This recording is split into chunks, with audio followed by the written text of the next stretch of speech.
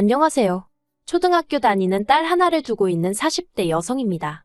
오늘 제가 이렇게 사연을 쓰게 된 건 몰상식한 신호와 그 신호를 옹호하기 바빴던 남편 때문이에요.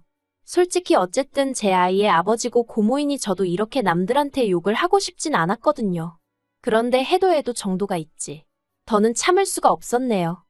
저는 지금 수도권에서 제법 큰 카페를 운영하고 있어요. 처음부터 지금과 같은 규모의 가게를 시작했던 건 당연히 아닙니다. 벌써 10여 년 전의 이야기라 어디서부터 어떻게 시작해야 할지 모르겠지만 두서가 없더라도 들어주세요. 일단 지금의 남편과는 직장 생활을 하다 만났어요. 저는 작은 중소기업에서 회계를 담당하고 있었고 남편은 같은 직장의 영업팀 사원이었지요. 그리고 특별한 계기가 있었던 건 아닌데 직원 수도 적고 그나마 남편이랑 저랑 나이대가 비슷하다 보니 오며 가며 종종 대화를 나누다가 자연스레 연인 사이로 발전했달까요. 이후로 2년 정도 사귀다가 남편의 적극적인 프로포즈로 결혼을 약속했고요. 하지만 막상 결혼을 하고 보니까 남편이 시부모님에 관한 상당 부분을 부풀려 이야기했었다는 사실을 알게 되었습니다. 건물을 소유하고 계시다던 아버님은 알고 보니 그저 지인의 건물을 관리해 주시며 월급을 받아 생활하고 계셨고 어머님은 화장품 가게를 하고 계시다 했는데 알고 보니 마스크팩을 전문으로 포장하는 공장에 근무하고 계셨거든요. 이러한 사실을 알게 되었을 때 제가 아무리 시댁재산을 탐내서 했던 결혼은 아니었지만 그래도 배신감이 상당했습니다. 사기 결혼이라는 생각까지 들었고요. 하지만 남편이 먼저 선수치듯 저더러 속물이었냐면서 오히려 자기가 속았다는 소리를 하질 않나. 그러더니 또 한다는 말이 자기가 저를 얼마나 사랑했으면 그랬겠냐며 놓치기 싫었다는 헛소리도 해대더라고요. 그리고 슬프게도 지금이야 핑계가 어떻건 간에 다 부질없는 변명인 걸 알지만 그때는 남편의 말을 들으며 오죽 내가 좋았으면 그랬을까 그런 생각을 하게 되었지요. 그래서 결국 유야무야 넘어가게 되었어요. 마음 한켠에선 내 친정이라고 크게 별 볼 일 있는 것도 아닌데 하는 생각도 있었거든요. 이후로 결혼한 지 1년도 채 되지 않아서 저는 임신을 했습니다. 정말 이루 말할 수 없을 만큼 기뻤지만 이내 현실적인 문제들을 마주할 수밖에 없었지요.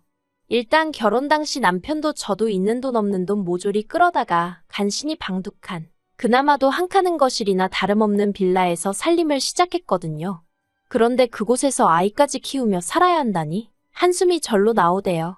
게다가 어머님 아버님은 대번에 당신들한테 아무것도 기대하지 말라며 애는 못 봐준다 못을 박으셨습니다. 그리고 저는 친정어머니가 안 계셨고요. 그래서 어쩔 수 없이 퇴사를 하고 소위 독박 육아를 시작했네요. 그런데 아이가 4살이 되던 해 또 다시 문제가 생겼습니다. 남편이 회사를 관뒀거든요. 사실 제가 회사를 다닐 때도 남편은 회사 내에서 영업을 못하는 영업사원으로 유명했어요. 오죽하면 인생은 고사하고 자기가 일한 만큼 월급 받아오는데도 스스로 위축이 돼서는 어지간히 눈치를 보더라고요. 그리고 그런 와중에 상사가 바뀌었는데 전에 상사와 달리 남편한테 대놓고 사무실에서 핀잔을 주고 그랬던 모양이에요. 남편이 저더러 너무 괴롭다며 회사만 가면 숨이 막힌다고 난리였습니다. 지금 생각해보면 그게 공황장애였지 않았을까 싶어요. 아무튼 그래서 남편이 회사를 관뒀는데 힘들다는 사람한테 안 된다고 버티라고 할 수도 없었으니까 그냥 어쩔 수 없는 상황이었네요. 그래도 다행히 남편은 그렇게 무너지는 대신 바로 다른 길을 찾아 나서더라고요. 그리고 그렇게 찾은 곳은 남편의 지인이 운영하는 핸드폰 가게였습니다. 아무리 영업에 재능이 없어서 회사를 나오긴 했지만 평생 가져본 직업 또한 영업이었다 보니 다른 길은 시도는커녕 엄두도 안 내는 눈치였거든요. 솔직히 그런 남편의 모습이 안쓰럽기도 하고 한편으로는 답답하기도 하고 그런데 어머님 아버님이 저더러 하시는 말씀이 직장 관두고 술 먹고 폐인되는 사람들도 많다면서 저렇게 버텨주는 것만 해도 어디냐고 감사하게 생각하랍니다. 그리고는 덧붙이시기를 다른 집 여자들은 애 키우면서 돈도 벌어오고 하는데 외벌이 하느라 당신 아들은 죽어난다고 저에게 눈치까지 주셨지요. 차라리 저한테 지나가는 말이라도 너 참 속상하겠다 한마디 해주셨으면 저도 오히려 죄송하고 감사하게 생각했을 텐데 말이에요. 그래도 다행이라고 해야 할지. 그 무렵 친정언니가 카페를 하고 있었거든요. 친정언니는 저에게는 어떻게 보면 돌아가신 친정엄마를 대신하는 존재나 다름이 없었어요. 때로는 저희 가장 친한 친구이기도 했고요. 그래서 속상하고 답답한 일이 있으면 친정언니한테 달려가 하소연도 하고 그랬지요. 그리고 이번에도 남편도 그렇고 어머님 때문에 답답한 마음을 털어놓았습니다. 그랬더니 친정언니가 이제 애도 좀 크고 했으니까 애는 어린이집에 보내고 그 시간 동안 자기 카페에 나와서 아르바이트라도 하랍니다. 그렇게 제 용돈이라도 벌면 숨통이 트이지 않겠냐고요. 마침 언니가 하는 카페는 저희 집에서 멀지도 않았고 그러니 더욱이 거절할 이유가 없었어요. 그래서 바로 이튿날부터 출근을 시작했습니다. 그리고 모처럼 사람들 틈에 뒤섞여 저도 일이라는 걸 아니 몸은 고단한데 정신은 오히려 깨어나는 듯했고 기분도 상쾌하더라고요. 그리고 친정언니의 권유로 저는 틈틈이 빵을 만드는 법도 배우기 시작했어요. 2년쯤 지났을 무렵에는 자신감도 생겨서 제가 만든 빵이라던가 케이크 등을 사진 찍어 인터넷에 종종 올리기도 했는데 그때마다 반응이 나쁘지가 않대요. 게다가 인생은 타이밍이라더니 친정언니가 형부 따라 3시간 먼 곳에 지방으로 이사를 해야 하는 상황이 되었어요. 언니는 이제 완전히 자리 잡은 가게를 남에게 넘기기는 너무 아깝다면서 저더러 맡아달라 했습니다. 자매끼리 무슨 권리금이냐면서 그냥 자기가 하듯이 열심히 해서 월세나 밀리지 말라고요. 그래도 언니가 그동안 한 고생이 있는데 싶어서 은행 대출 받아서 원래 보증금에 얼마 더 보태줬는데 남편이 이걸 알고 아주 생난리를 치더라고요. 저더러 무슨 네가 재벌집 사모님인 줄 아냐? 누가 누굴 걱정한다는 거냐? 준다는 것도 거저 못 받냐? 솔직히 저는 저대로 기술을 익히고 보람찬 하루하루를 보냈던 반면 남편은 그렇지 못했던 것 같아요. 핸드폰 가게도 결국은 영업인데 그걸 잘 못하니 아무리 아는 사람이라곤 해도 결국 주인과 종업원이니까 남편에게 싫은 소리를 몇 번 했던 모양입니다. 그런데 남편은 또 관두면 어딜 가야 할지 모르겠다며 차마 관두지도 못하고 거길 꾸역꾸역 다니더라고요. 물론 저야 몇 번이나 남편에게 뭐가 됐든 기술을 배워보라고 설득도 해보고 화도 내봤지만 소용이 없었네요. 그리고 그런 시간들이 남편의 성격도 많이 바꾸어 놓았어요. 그래도 저는 긍정적이고 낙천적이고 주변 사람들도 챙기고 그랬는데 언젠가부터 부정적이고 자격지심에 한마디로 쫌생이가 되었더라니까요. 그리고 그 일을 계기로 남편과 제 사이는 이전보다 훨씬 멀어지게 되었습니다. 제가 가게의 규모를 키워갈수록 어쩐 일인지 저를 향한 남편의 불만 또한 하늘 높은 줄 모르고 치솟는 눈치였지요. 그럴 거면 내 돈을 쓰지나 말지. 언젠가부턴 생활비도 주다 안 주다 그러대요. 그래도 애 때문에 참고 살았습니다. 부모님 2분 중 한 분만 계신 게 얼마나 큰 슬픔인지 누구보다 제 자신이 잘 알고 있었기에 애한테는 절대로 그 슬픔을 되물림하고 싶지 않았으니까요. 하지만 저도 사람인지라 정말이지 하루하루가 고역이었고 애만 아니면 차라리 가게에서 먹고 자는 게 속 편하겠다 싶었지요. 그렇게 부부지만 남보다도 못한 사이로 여기까지 왔네요. 그런데 그런 와중에 정말 생각지도 못한 이유로 남편과 이혼을 결심하게 되었습니다. 짧다면 짧고 길다면 길었던 시간 동안 남편과 이런저런 일을 겪으면서도 이혼만큼은 생각하지 않았는데 그런 어이없는 이유로 이렇게 될 줄은 정말로 몰랐네요. 발단은 신우였습니다. 남편과 사이가 안 좋아진 이후로 신우는 자기 말로는 저를 생각해서 그랬다지만 툭하면 연락해서 그래도 여자가 참아줘야 하지 않겠냐? 애를 봐서라도 네가 한 번 쪄줘라. 그런 소리를 해대기 일쑤였지요. 하지만 솔직히 매번 너무 듣기 싫었고 마음 같아선 형님이나 그러고 살라고 쏘아붙이고 싶었는데 그나마 신우네랑 저희 집이랑 거리가 멀었거든요. 자주 안 보니까 그걸 위안 삼아서 대충 내내 하고 말았어요. 그런데 그 신우가 저희 집 근처로 이사를 왔습니다. 그리고 그게 화근이었어요. 이사 오고 얼마 지나지 않아서부터 신우는 걸핏하면 애 학교 가고 나면 자기가 할 일이 없다면서 저에게 자기를 아르바이트로 써달라고 부탁 아닌 부탁을 해오기 시작했습니다. 그리고 저 또한 신우의 그 답답한 마음을 모르는 바가 아니었기 때문에 마음 같아선 안 된다고 딱 잘라 말하고 싶었지만 차마 거절하기가 어렵더라고요.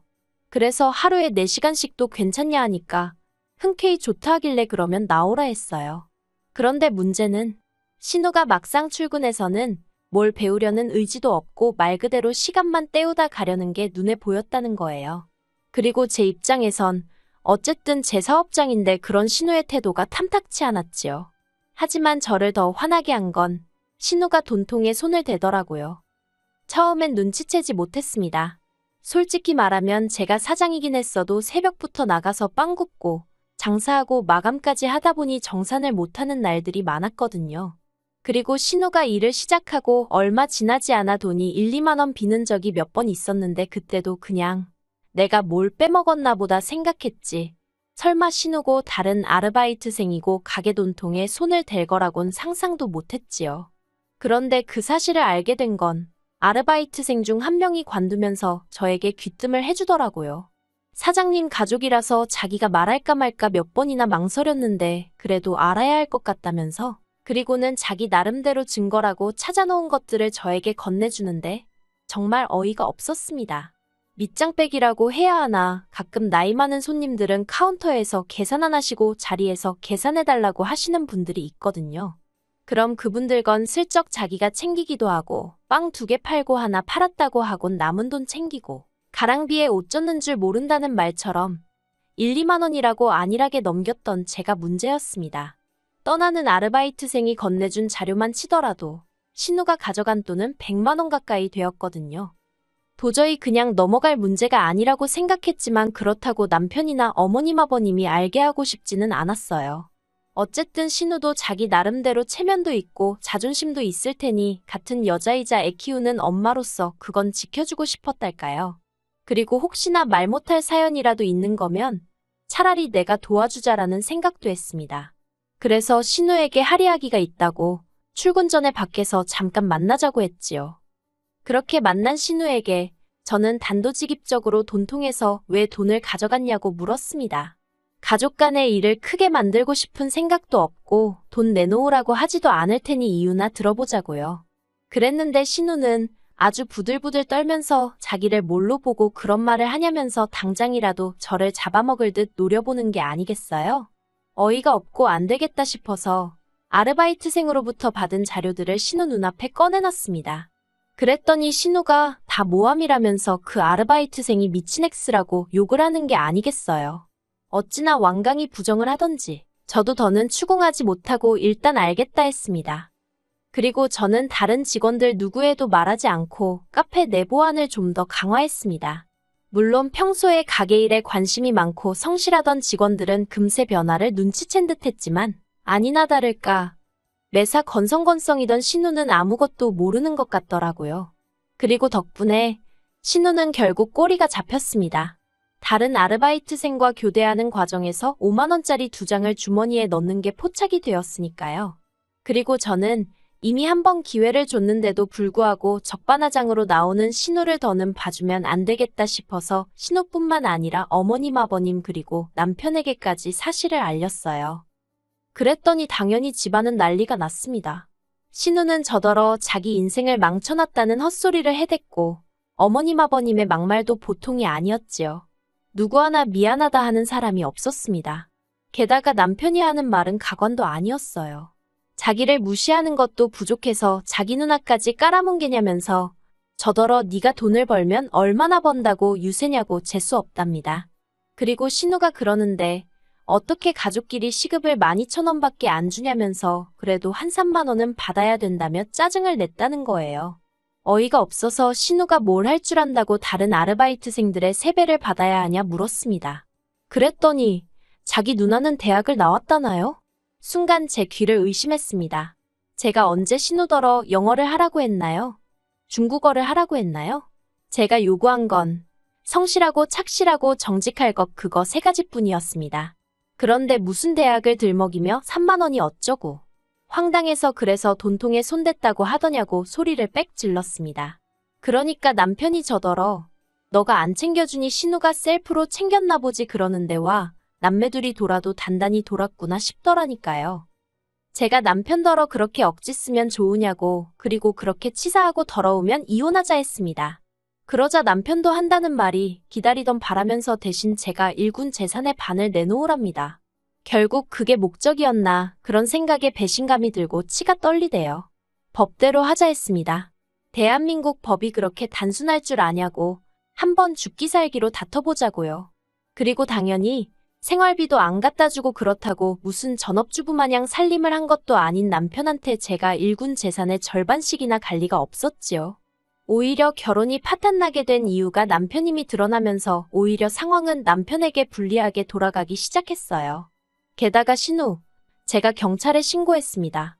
가족끼린 처벌 못한다는 헛소리를 하길래 하나 못하나 보라고 쏘아붙이곤 보란듯이 했지요, 뭐. 그랬더니 그제서야 이혼이고 뭐고 없던 일로 하자면서 알고 보니 신우가 심해부랑 사이가 안 좋아서 이런 일이 있던 게 알려지면 큰일이 난다나 어쩐다나요. 그래서 결국 합의이혼으로 남편과 헤어졌고 처음 결혼할 때 어쨌든 남편이 해온 돈이 있었으니 그거 고려해서 4천만 원 내줬습니다. 솔직히 어쨌든 애 아빠이고 애는 자기 아빠한테 악감정이 있는 것도 아니니 어디 전세라도 구해서 살게는 해줘야겠더라고요. 그래서 이걸로 당신과 나는 끝이라고 아주 못 받고 공증까지 받아놨네요. 그리고 신우는 자기가 훔쳐간 돈 2배를 어디서 마련해와서는 제 앞에서 싹싹 빌더라고요. 그래서 신우가 몰래 훔쳐간 돈만 계산해서 받고 다신 제 눈앞에 띄지 말라고 했어요. 어차피 그쪽 남동생하고도 끝났으니까 더는 신경 거슬리게 하지 말라고요. 그리고 이 모든 과정에서 어머님 아버님은 저더러 독한 X, 못된 X는 기본이고 차마 입에 담을 수 없는 욕들도 서슴지 않고 저에게 퍼부으셨습니다. 두 분이 보시기엔 저 하나 때문에 당신 자식들이 고생하는 것처럼 보였던 모양이에요. 그래서 제가 이해하기로 했어요. 죽기 전에라도 부끄러운 줄 아시면 다행이고 못 아시면 그건 그거대로 불쌍한 인생이라고 생각하기로 한 거지요. 제가 이제 바라는 게 있다면 그저 우리 애가 자라서 엄마인 제가 왜 그런 선택을 내릴 수밖에 없었는지 이해해줬으면 하는 것입니다. 제 희생을 알아달라고는 하지 않을 테지만 적어도 저를 원망하지는 않았으면 좋겠네요. 참고 살았던 이유도 그리고 결단을 내린 이유도 모두 너를 위한 선택이었다는 걸 꼭 알아줬으면 해요.